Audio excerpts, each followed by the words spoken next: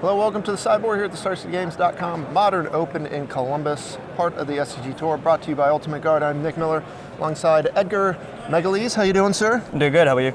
Pretty good. Now, yesterday, around 8, 9, I started seeing a handful of people on this revival of the Amulet deck. Right. And of course, a while back, we saw the banning of Summer Bloom, which everyone thought was the death of this deck. Mm-hmm. But I saw you were just killing it. You're X2 through 10 rounds now. Right. This deck is still here. For sure. Now, talk about the changes this deck's done, because we don't have Summer Bloom anymore, but we have Azusa still. Right. And we have this little snake that could secure a Tribe Scout. Right. So without Summer Bloom, you need to look through other options, obviously. Azusa was the backup Summer Bloom of choice before, now it's the primary ramp spell. And in order to facilitate more ramp, we have Sacred Tribe Scout. And it does a lot of work. It has a lot of application. Being able to put lands into play at instant speed is very useful, and it ramps you starting on turn 1, which is really good. Now, this deck was almost like the scourge of the format Right. at the beginning of this year. We saw Bobby Fornelli win the Open at the first Open of the year with it. And that was basically the tournament where the deck got banned, because we saw multiple people killing on turn 2, people missing their first land drop, still winning on like the third turn. Yeah. Now, the deck is still very powerful. You don't quite have the turn 2s like we used to, Not as but you're often. definitely doing turn 3s and 4s, right? Right, yeah, it's fairly easy to get a Titan into play on turn 3. An Amulet into an Azusa does it, or even a Sacred Tribe Scout with an Amulet does it. And as soon as you play a Titan, usually it's pretty deterministic at that point. You can find some protection for it, especially if you have Amulet, or you can attack with it, do a lot of damage, and they're usually on the back foot at that point. Okay, well, let's take us through this deck, because people might not have seen it for a while. Yep. People might be new to Modern. What this deck is trying to do is use Quicksilver Amulet, Amulet Amulet of Vigor.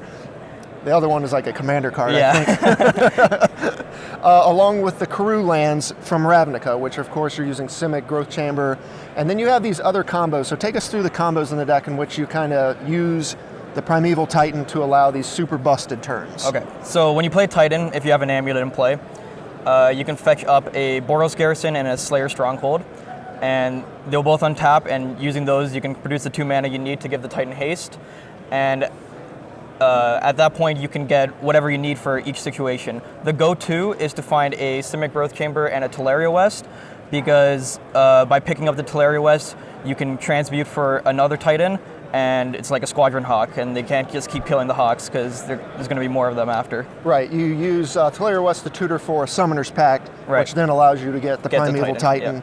And then, of course, this deck can do busted things with Double Amulet, which yeah. allows you to do the things like Vesuva copying the Garrison, getting Sunholm, Give a double and then you're strike. double striking your Titan for just a ton of damage. Right. With 2 Amulets, it's pretty easy to kill right away with the Titan. Sometimes your Titan can start generating mana with the Enter the Battlefield trigger, and then you can play more Titans and then attack with all of them at the same time. So the deck is still capable of killing on turn 2 with 2 Amulets and an Azusa. All right, and then we've got the Dig in the deck. We have Ancient Stirrings, Serum Visions. This stuff has stayed the same from Right. the previous version. And then you have your packs, which you can also tutor up with Teleria West, Slaughter Pact, and Pact of Negation. But you also have kind of one of these engineered explosives floating around as another target. But I think the important part here is we have Batterskull as like a secondary option. Right. So before, the secondary option would be Hivemind, but without Summer Bloom, getting to 6 mana reliably without an Amulet is more of a turn 4 thing. Okay. So Hivemind is less reliable, especially with all the green decks in the format. And Sacred Tribe Scout specifically ramps you to 5 mana on turn 3. So having a 5 mana spell that can bridge the gap in a lot of matchups is really important. And Batterskull helps you to play through Blood Moon as well, and can be found off Ancient Stirrings, which is very powerful. Right. Other cards, you have this toolbox of lands, what we saw before. We've got Colony Garden, which is protection from things like Liliana or a chump blocker. Radiant Fountain lets you gain life. You have Bojuka Bog, which I think is important to note now. It used to not be in the main deck, but Dredge wasn't a thing when this deck existed before. Yeah, I gave a lot of respect to Dredge for this tournament. The deck usually has room for 2 utility lands. The Colony Garden and the Radiant Fountain are always there, but I opted for Cavern of Souls and Bojuka Bog because control was on the rise, and I was expecting a lot of Dredge, and put the Ghost Quarter in the sideboard because I didn't feel it was that good for this tournament. Okay, another thing to note here, we have a new land. Crumbling Vestige wasn't here before when the deck existed, but now this is another land that comes into play tapped. but also gives you a mana when you play it, so it's almost a 2-mana land. It's a pseudo bounce land, which is really good because sometimes you don't want to have to pick up your land, and it still generates 2 mana. And something else that it does is that it lets you generate mana off a Titan trigger without having an Amulet in play, which gives you more lines to give your Titan haste or to produce mana mid-combat to give it double strike possibly. Huh. So it has a lot of application. Yeah, I think yesterday you told me it's also another option that lets you play Amulet or any of your Serum Visions or Ancient Stirrings on the first turn. It's like a Utopia on turn 1.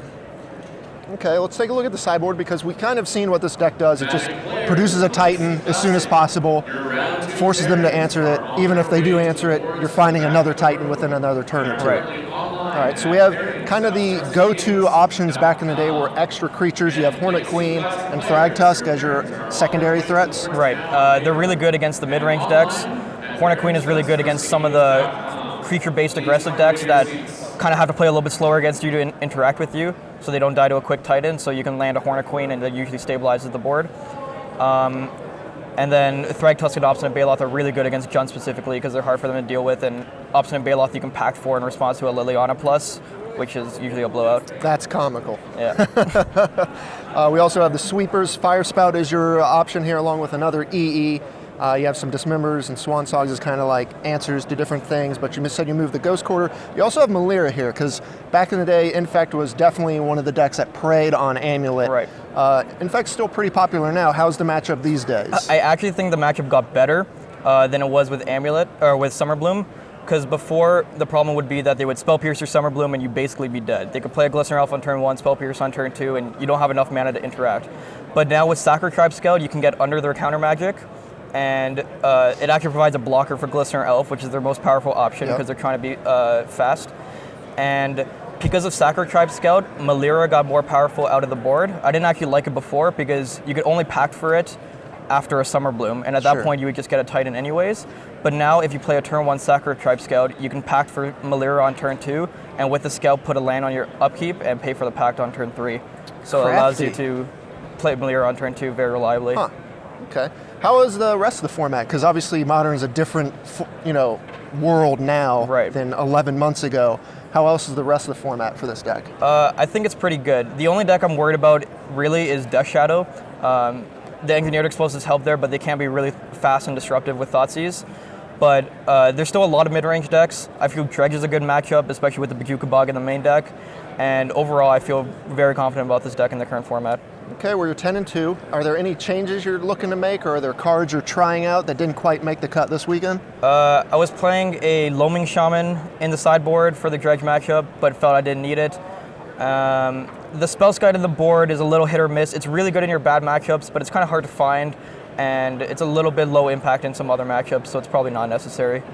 All right, well, people who thought Amulet was gone, it's definitely not. It's back, and it's very scary, just as it was in the previous format. So for sure. You're 8-2 so far? 8-2. All right, well, we wish you the best of luck. Thank Thanks you for joining me here on the sideboard. Stay tuned to StarCityGames.com all weekend long for the action here in Columbus.